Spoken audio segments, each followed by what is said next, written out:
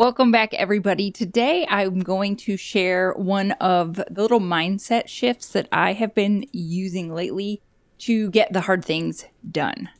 You have hard things? I do. I have hard things, and I struggle with getting the hard things done. I've mentioned it on this podcast before. If I was left to my own devices, I am quite happy to sit on the couch, read a book, and pet the dog for most of the day. Unfortunately, that does not pay the bills or get the house cleaned or get the kid food done, or it doesn't get any of the things done. And so I struggle a lot. I don't know if I struggle a lot, but So a lot. Well, it's probably as much as the next person with self-regulating, getting the things done and getting myself to do the hard things that need to get done. So this mindset shift that I have been using lately that hopefully you all can find useful as well is when it comes to doing whatever, insert whatever target behavior that you want to have or habit you want to develop or something that you want to work on, something that you want to work on or do in your business, whatever it is. I no longer focus on trying to do it consistently. I just focus on how frequently I am doing it. So I'm focusing on frequency instead of consistency. And I learned this from Dr. Karen Nordine. You can look her up. She's on all the socials. I took a class with her, and that's where I learned about this. And it's really been working, and it's been very helpful. So that's why I wanted to share. But I want to give credit where credit is due. That is where I learned out about it. And I've been doing it mostly when it comes to exercising right now. That was my little test run. Okay, fine. Bet, you said that she swears that this works. And so I'm like, okay, I'll try it. Gotcha. And the biggest benefit that I have gotten from it so far is it helps you release some of that mind drama that starts to come in when you're because say you want to start a new behavior, habit, work on something in your business, whatever it is. And you're like, we're going to go every day. It's going to be I'm going to get up at 5 a.m. and I'm going to work out every day from 5 to, 6 a.m. Monday through Friday, 5 days a week. That comes with a lot of mind drama. The first time that you don't do that, you're like, well, I give up. Why'd I ever do that? There's just a lot of mental drama that comes with that. And when you only focus on just doing things frequently and not necessarily consistently, then you can let that go because life gets lifey. All of our lives get lifey. I like that term, lifey. Yeah, life gets lifey. Is that a legit term? I don't know. I'm sure I've heard it somewhere. Because then people end up doing nothing. Because if you just hold on to that belief that, once I don't stick to my consistency plan, once I don't do it that consistently, then just forget it. Why should I even bother to do this at all? And that's simply not true. Because especially when it comes to exercising one time is way better than not exercising at all or exercising 0 times. Mm-hmm. So it's really not true that even if you're not doing it as consistently that you want, that just don't even do it. That's not a thing. So my challenge for you all is to think about something that you've been putting off. Because what's something it can be in your life, in your business, wherever. What have you been putting off or not doing it because you're like, well, I just can't do that. I don't have room for that. Maybe it's finally figuring out what systems would work in your business or looking at your numbers or doing some kind of team training, whatever it is. I'd like you to just do it. Even if you only do it one time, just get started. Well, just get started because like I said, doing something one time is better than doing it no times. Yeah. Because look at job costing, for example, because that is something that falls off a lot of people's plates. They don't get it done. Because when you think about trying to do job costing for every single job that you do, that can sound a little bit overwhelming. But say you just do it one time and you get some kind of big breakthrough, you realize oh my gosh, I've really been undercharging or not putting in enough hours, or that one job costing you can get a lot of information from doing it just one time. So even if you never do it again, which I do not recommend, please do it frequently. But even if you never do it again, then you have learned something from just doing it that one time. I on that particular category, I tell people at least try 1 week. 1 week.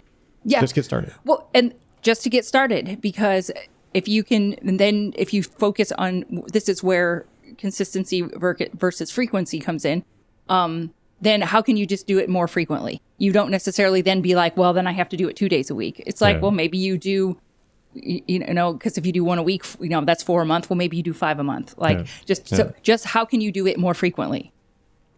Because here's a fun little tidbit. Once you start doing a new behavior, even if you just do it that one time, it can give you the confidence to do it again and then again and then again. Because you can celebrate those small little those small little wins. You can be like, you can give yourself a high five for doing something one time. You can be like, that's right, dang right, I did that one time.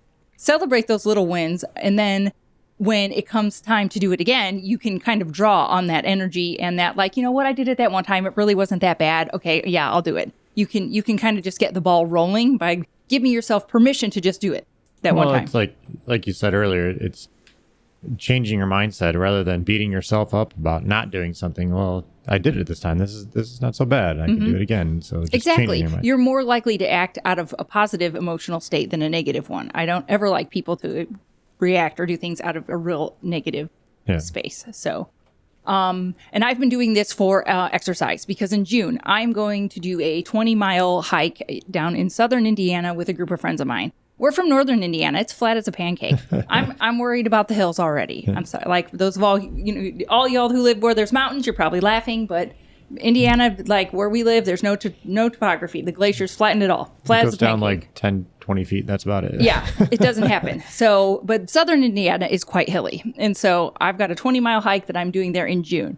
So I started out with just walking, making sure that I'm walking our dog in the evenings. It's about a mile to a mile and a half. We live in town. If we go around the lake, we have a little route. So I started just doing that. No pressure. Walk the dog. Didn't give myself a minimum, just do what I could. And then when I felt good with my frequency of doing that, I added 3-mile walks in. Once again, I didn't give myself a timeline. I didn't give myself a deadline. I didn't give myself a minimum number. It's like, oh, I've got time today. It's not raining. The weather's pretty nice. I'm going to try, and I'm just going to go ahead and go for 3 miles. And so I'm at the point now where when the weather's not freezing and gross, we're in that weird weather where it's winter and spring at the same time. Yes. And so when we are having the days where it is spring, I'm working on increasing my frequency of the 3-mile hikes. I haven't given myself any like hard deadlines or on that. But I'm just working on increasing the frequency of those longer hikes so I can get them in. So you're not going to just go put like a 50-pound rucksack on and start running and jogging? No, I'm not going to do that. Because I'm old. But and this is like a light version of what I'm doing. Like we can get real deep into behavior change. I'm trying to just, instead of looking at specific exercises, I'm just looking at movement in general. Like movements count. Like I can jump on my trampoline. I can throw around a kettlebell. I can do yoga. I can walk the dog. But that's a different talk about behavior change and giving yourself options. Like when it's rainy, if it's raining out, then what can I do? Mm-hmm. Like, so that's where you kind of get into these little if-then statements, but we can talk about those another time. But I just wanted to use that as an example because that was my test run on increasing frequency, was really trying to do it with exercise because I do have this 20-mile hike coming up in June that like I should probably train for, like, because when you're pushing 50, you shouldn't just go out and hike 50 miles. That sounds like blisters and sore knees, right? So we want to take a quick second to tell you about our friends over at Cycle CPA. I can't even express to you how important it is to have a good accountant on your side. You want accurate bookkeeping and financial statements every month. Instead, you're often left with limited time to focus on the accounting side of your business and no reports to show for it. At Cycle CPA, the landscaping accountants, they not only handle the bookkeeping, but also provide landscape industry benchmarking, job costing, financials by service line, advisory meetings, and much more. Cycle CPA has a team of landscaping accountants available to provide anything from bookkeeping to CFO services. Visit cyclecpa.com and for $100 off, mention the $1 Million Landscaper podcast. What if you could have new customers chase you down instead of the other way around? What if price was removed as an objection for new customers? Or what if you could stand out without saying a single word? Increase your sales, get more leads, and build a brand with Green Frog Web Design. Get a website that helps you pre-sell your work and remove price as an objection. Now, we have a great offer for the $1 Million Landscaper podcast listeners. You can get your first month for only $1 with Scott and have your website live in 3 weeks from the projected start date, or it's free for a year. And now, are you tired of sending people to the crusty old website you have? Or is your website impossible to find on Google? Or just does it lack the proper SEO? Allow Green Frog Web Design to build you a new website, or improve the SEO on your current website so that it converts visitors and helps you get ranked on Google. But what I would like to challenge you all to do is look at something in your life, in your business, whatever, that you have been putting off because you're like, I can't get to that all the time. What is something that you've been avoiding or not doing because you have had that mind drama about not being able to get it in all the time? And how can you set up your life to just do it more frequently without panicking that you are not doing it consistently? And this is where, once again, I don't want the 75 hard. Like if you're talking about exercise, there's guys at the fire station you hear about doing the 75 hard. This is my problem with those, is because that's one of those where, like, if you mess up one thing, you've got to start all over, and then you've got to do it over again. Well, you see so many people that start doing it. They have all good intentions. They mess up, they start over, mess up, start over, and then they're like, I'm done. And they give up. Because things like that don't work within the parameters of actual behavior change and how life works. And so, once again, I mean, no hate to anybody who it's worked for. I'm sure there's people who have done it and love it and swear by it and swear it's the best thing that ever happened to them. That's great. If that works for you, hats off. I applaud you. That does not work for me. That does not work for most people that have lives. And if they do that, I would love to see if there's like a study on this. Like after they complete that 75 hard, if they complete it, do they continue working out, or are they just, okay, I'm done? Yeah, I think it depends on the person. You know, yeah.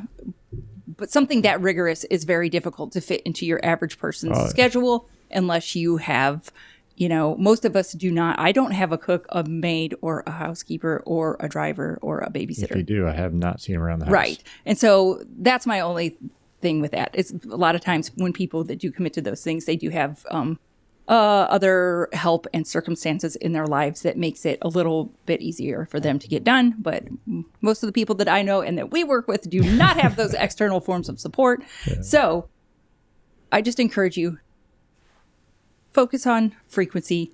Don't worry about consistency right now. And that is going to get you further along towards reaching your goals, starting those habits that you want to do, than beating yourself up because you're like, oh, I just couldn't get it done.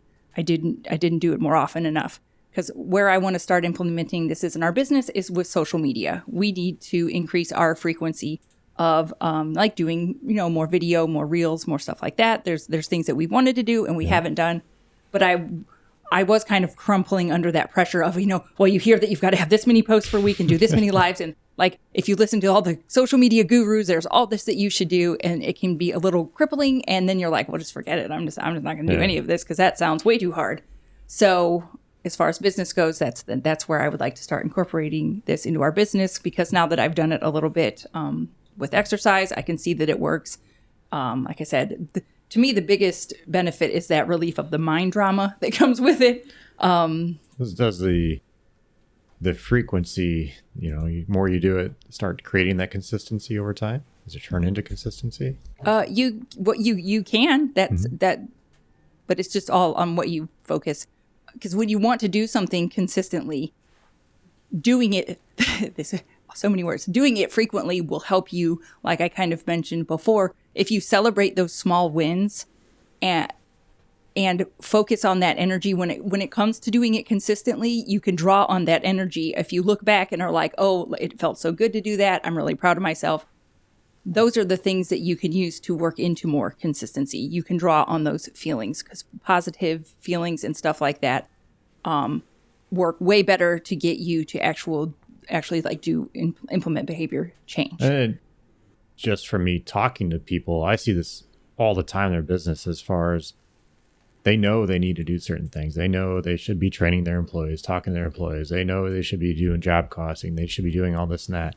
And they get stuck on, I just got to think about this, right? Just start doing it a little bit. If you can only have one 15-minute meeting with them this month, just start with that. You have to start somewhere in the process. One 15-minute a month is better than no 15-minute meetings a month. Yes. And then if you can, once again, then focus on just frequency. Yeah. Maybe you do 2 that month, the next month. Yeah.